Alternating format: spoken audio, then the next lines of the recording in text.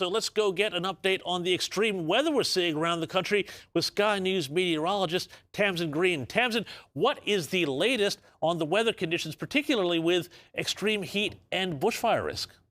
Yeah, we still have emergency bushfire warnings in force across Victoria. And actually, the fires burning have produced significant pyrocumulonimbus clouds. These clouds behind me, which are essentially generated by the fires. They're thunderstorm clouds generated by the fires that are producing significant amounts of dry lightning, worsening the conditions, obviously igniting further fires there as well. So some very severe extreme conditions across the south. We do have that extreme fire danger across northern districts of Victoria. There are those two emergency bushfire warnings still in force for today, still burning and uncontained today. And tomorrow, we are looking at deteriorating conditions. Now, not only are the temperatures up a notch from what we've seen today, with temperatures for Melbourne expected to be up 42 degrees and widely 40 to 45 degrees across the state there, but we're also looking at dry, gusty conditions. In fact, pretty windy conditions are expected through the course of tomorrow. We're looking at widespread wind gusts in excess of 80 kilometres an hour.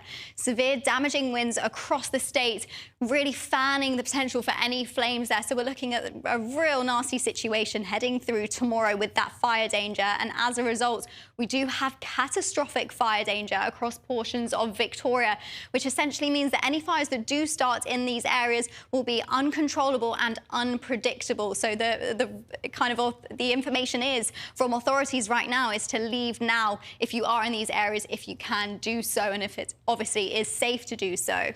We do also have extreme heat wave conditions still in place from Wednesday through to Friday, with the peak of that heat through tomorrow for Victoria. But then in the days to follow, we will start to see that heat push eastwards into New South Wales. So we can see Thursday through to Saturday, extreme heat wave warnings in place all the way up towards Sydney there, with Saturday being the peak of the heat across New South Wales. And looking at those temperatures, we do have quite high temperatures and also elevated fire danger there as well. So we're still looking at extreme fire danger for New South Wales into Saturday.